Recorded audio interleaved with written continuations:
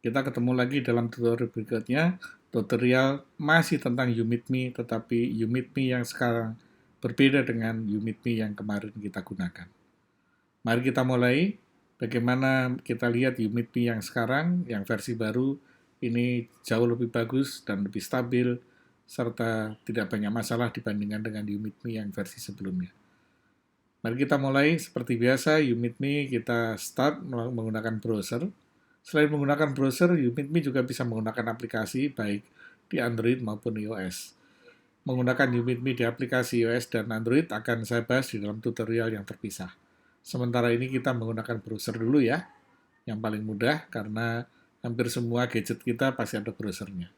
Nah, YouMeetMe itu dirancang dengan menggunakan browser Chrome. Karena itu, kalau kita menggunakan Chrome, dipastikan masalah hampir tidak ada. Karena itu, yakinkan bahwa Anda semua menggunakan Chrome sebagai browser. Jadi YouMeetMe bekerja dengan browser Chrome. Nah, mari kita mulai.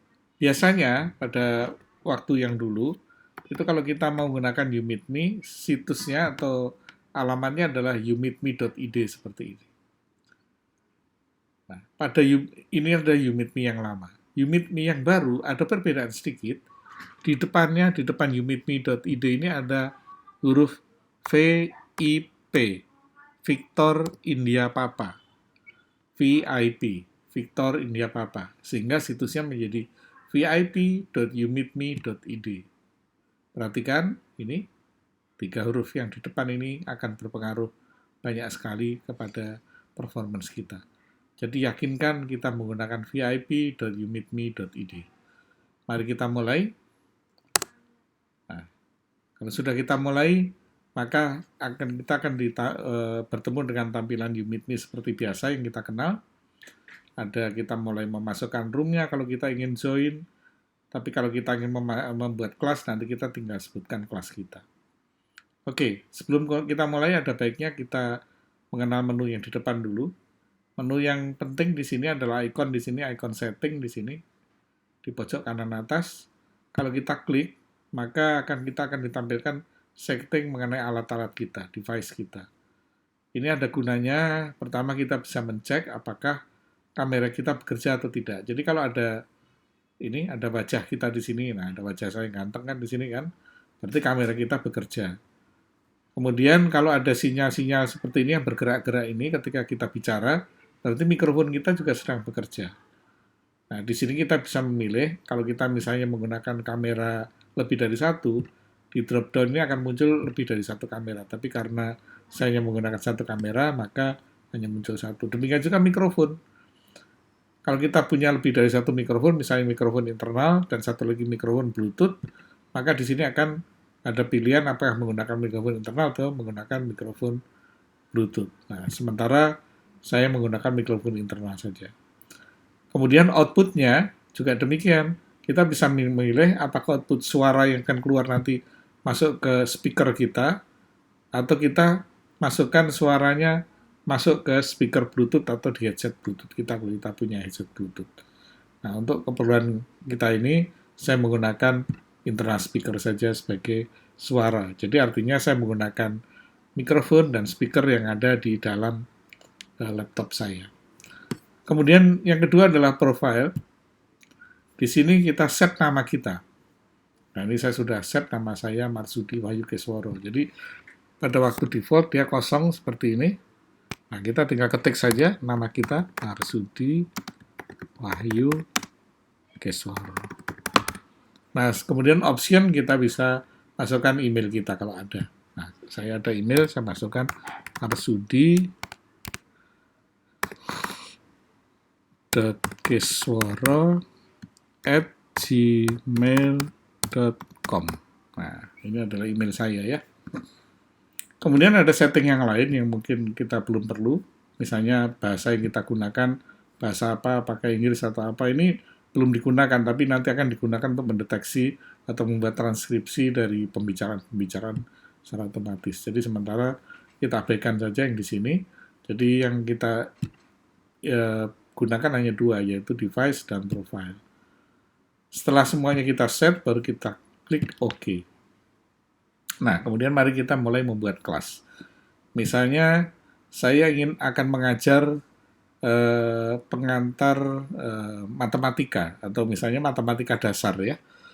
Saya ketik saja di sini kelasnya matematika dasar, misalnya untuk kelas 6 atau ya kelas 6A misalnya. Kemudian kita pencet create biasa seperti di meeting yang lama. Ketika kita pencet create, nah ini yang membedakan adalah di sini. Unit Me yang lama tidak muncul menu seperti ini, atau tidak muncul window seperti ini. Ini adalah menanyakan apakah kita sebagai host atau sebagai penyelenggara pertemuan, atau kita sebagai peserta. Kalau saya sebagai penyelenggara, maka kita ketik I am the host. Tapi kalau kita hanya peserta, menu ini tidak akan keluar. Karena kalau sudah ada yang membuat jadi host, maka yang lain otomatis jadi peserta. Hostnya hanya bisa satu. Oke, kita pilih I am the host, klik. Nah, kemudian ditanya password-nya apa. Nah, password ini sementara ada dua yang bisa digunakan. Yang pertama, user ID-nya namanya admin1. Kemudian password-nya adalah pass@admin1. Jadi, password-nya adalah admin1, user ID-nya, password-nya adalah pass@admin1, atau admin2, password-nya pass@admin2. Oke, saya ketik pakai notepad ya, biar kelihatan ya.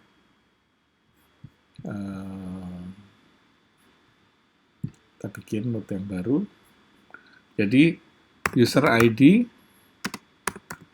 adalah admin1 dengan password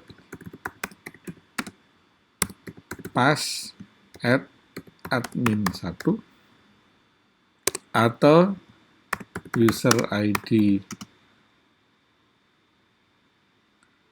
admin2, password pass@admin2. Ini adalah sementara dua user ID yang bisa kita gunakan. Bagaimana cara untuk merubah fontnya supaya besar ya, supaya sama besar. Sebentar, saya besarkan.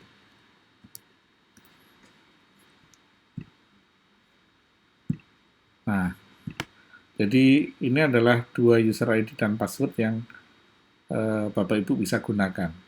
Ingat ya, user ID-nya bisa admin1 @pass_admin1, kemudian satu lagi admin2 @pass_admin2. Artinya apa? Dalam satu ruangan bisa ada dua administrator. Jadi misalnya begini, misalnya asisten kita yang menyiapkan ruangan, menyiapkan kelas, kemudian kita yang juga jadi host, maka satunya login sebagai admin1, satunya login sebagai admin2.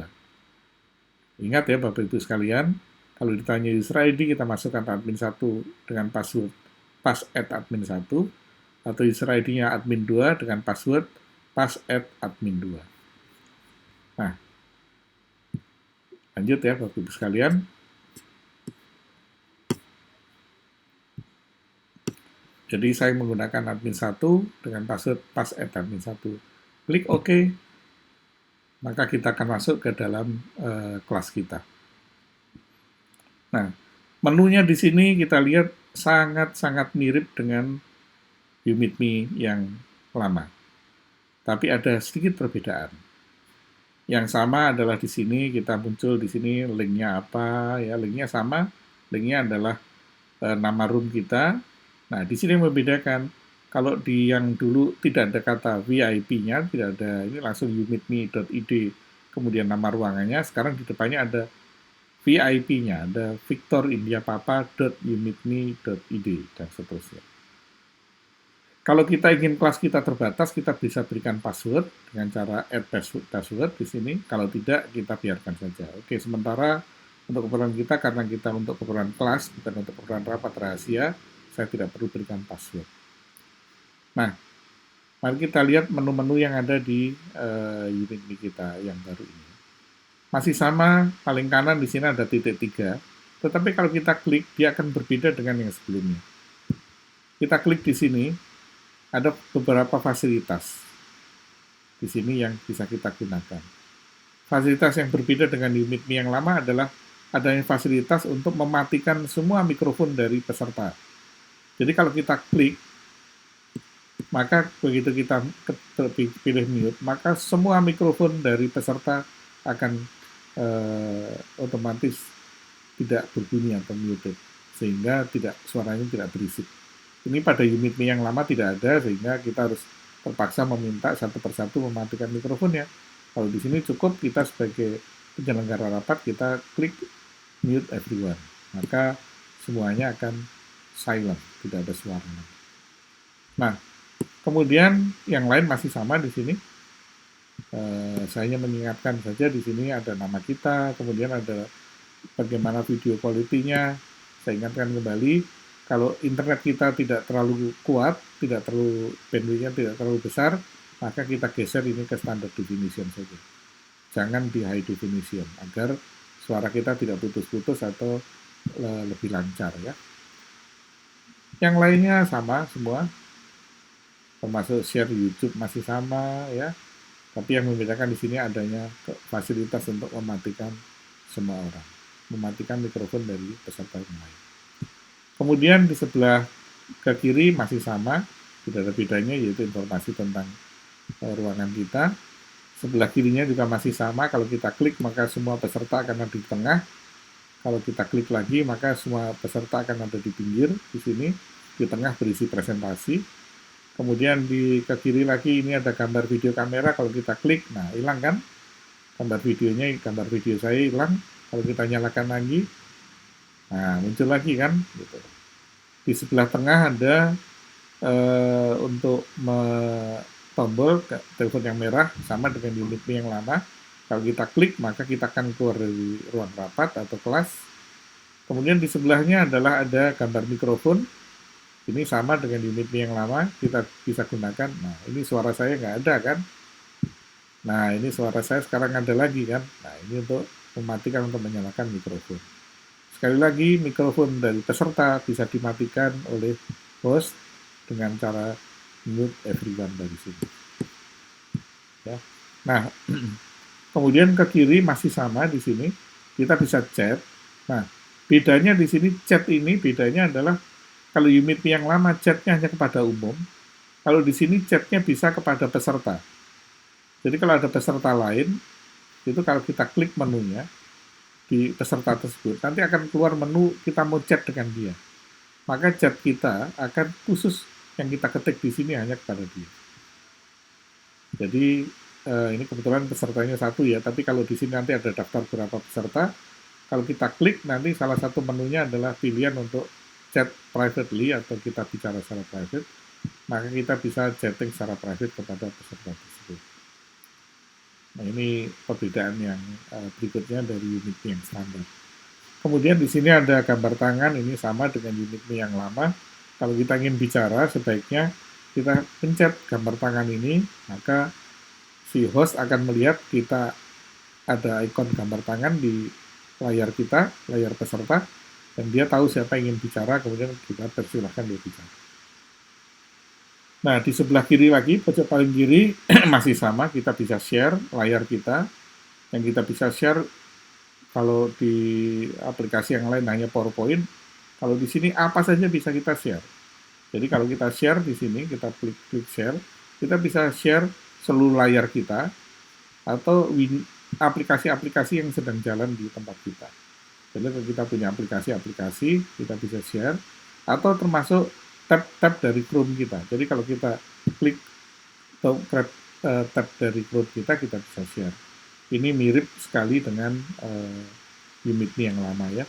Jadi misalnya kita akan mengajarkan seseorang pada murid kita bagaimana mencari informasi dengan menggunakan Wikipedia tentang sebuah misalnya persamaan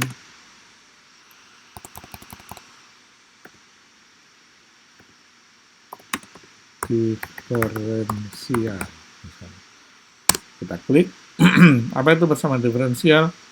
Kita bisa tampilkan misalnya di Wikipedia definisinya seperti ini. Coba kita share ya. Saya kembali ke, maaf, salah pencet ya. Saya kembali ke Unit Me.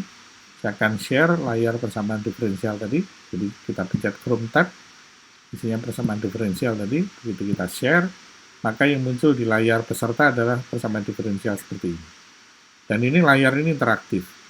Jadi salah satu bentuk yang bisa kita share adalah tab dari Chrome. Kalau kita selesai sharing, nah di sini perhatikan pojok kanan ada tulisan stop. Maka kita pencet stop sharing. Nah, selain Chrome, apalagi yang kita bisa share? Kita bisa share aplikasi. Misalnya, saya punya aplikasi development environment, misalnya compiler, bisa jalankan dulu ya, compiler untuk Python ya. Saya punya compiler Spider, saya jalankan Spidernya, kita tunggu sebentar. Nah,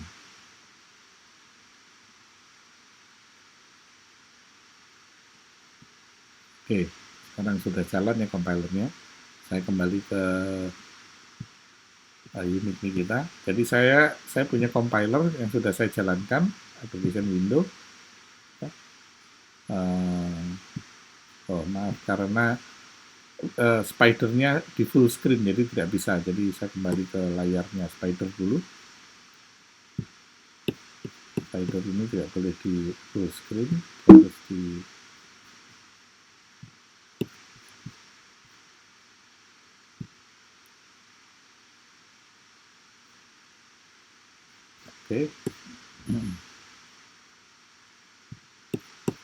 kembali ke sini.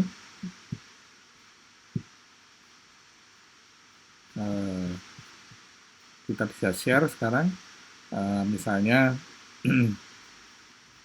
seluruh layar kita juga kita bisa share. Jadi misalnya your entire screen, kita klik, maka layar kita akan share. Jadi kalau layar kita berisi compiler misalnya, maka kita akan bisa men-share layar compiler ini ke mahasiswa kita. Jadi kalau kita punya aplikasi, kemudian kita jalankan misalnya, kita run, ini adalah aplikasi neural network learning, dia bisa, mahasiswa bisa mengikuti bagaimana proses learningnya, kemudian berapa akurasinya, berapa lama waktu, dan seterusnya, sehingga kita bisa lakukan di sini secara interaktif. Artinya apa? Yang bisa kita share apa saja, semua aplikasi. Jadi kalau kita punya aplikasi yang harus kita jalankan secara interaktif, misalnya aplikasi simulasi, aplikasi scientific, aplikasi apapun, selama kita bisa jalankan, maka aplikasi ini bisa kita share secara interaktif. Nah, banyak yang menanyakan apakah UMeetMe punya whiteboard. Nah, UMeetMe di dalamnya tidak punya whiteboard secara built-in, tetapi kita bisa menggunakan software whiteboard, kemudian kita tampilkan dengan cara seperti ini. Ya, saya ambil contoh misalnya, saya keluar dulu ya, stop sharing dulu. Nah, misalnya saya punya whiteboard untuk coret-coret ya. Misalkan, bentar, saya jalankan dulu whiteboardnya. Misalnya aplikasi untuk menulis atau mencoret-coret, apa ya kalau di Mac ya. Ini saya minta maaf karena saya baru pakai Mac, jadi belum banyak paham mengenai Mac ini. Misalkan ada nggak image editor ya, kayak Paintbrush gitu ya.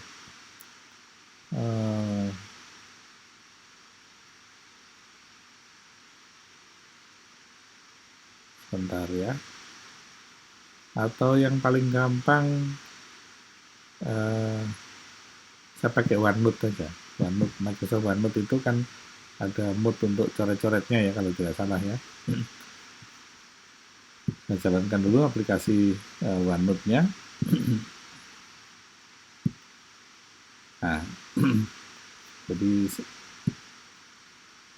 oke, saya akan sharing OneNote ini ke, ke murid-murid saya. Jadi sama di sini share bisa application window kalau bentuknya window, tapi karena saya full screen saya pakai UI entire screen aja. Saya pilih di sini, saya share, kemudian saya pilih OneNote-nya, dari mana OneNote ini ya, OneNote. Oke, jadi saya bisa share misalnya ini notebooknya, kemudian saya bisa berikan judul,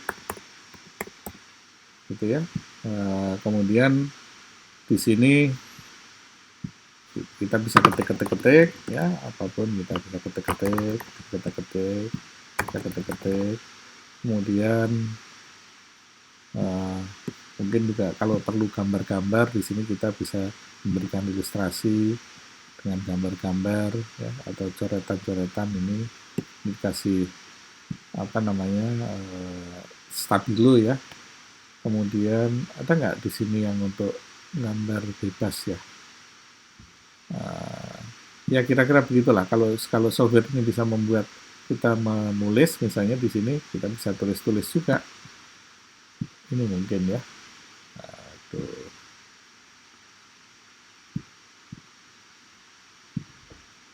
Ya, ini ada draw ya. Coba draw. Di sini ada draw, itu ada, kita bisa menggambar di sini. Jadi kalau yang punya pena dia bisa menggambar begini misalnya. Nah,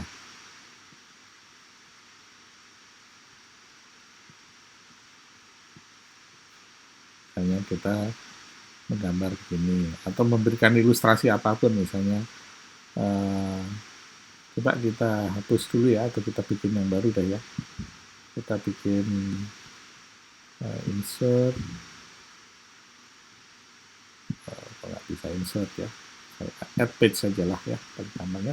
Kita bikin halaman baru, misalnya kita kasih coret-coret di sini, misalnya kita memberikan ilustrasi, misalnya dari sini, kemudian kita ganti warna ya, misalnya ganti warna, mana ganti warna ya? Ya, saya minta maaf ini karena saya nggak familiar dengan Mac ya. Tapi kira-kira bisa lah saya kira ya. Di draw ya, kembali di draw tadi kita bisa ganti warna merah misalnya sana, kemudian ganti warna hijau misalnya, kita berikan gambar kotak begini. Nah, kalau kita punya pen akan mudah sekali nih menjelaskan sesuatu ya. Kemudian di sini juga ada menu-menu yang lain lah. Jadi ini bisa kita gunakan sebagai whiteboard kita. Jadi whiteboard itu tidak harus ada di dalam Unit.me, tapi Unit.me bisa menggunakan apa saja sebagai whiteboard. Nah, itu saya kira rekan-rekan sekalian, perkenalan pada Unit.me versi VIP, dan versi VIP ini akan terus di-develop terus sehingga memiliki kemampuan dan kelebihan-kelebihan yang nanti akan menjadi terbaik dari program-program untuk video conference apapun juga. Oke, demikian ya saudara-saudara sekalian tutorial pendek ini. Nanti selanjutnya sampai bertemu lagi dalam tutorial bagaimana menggunakan aplikasi di Android atau iOS untuk menggunakan Unit.me. Sampai ketemu lagi ya. Dadah.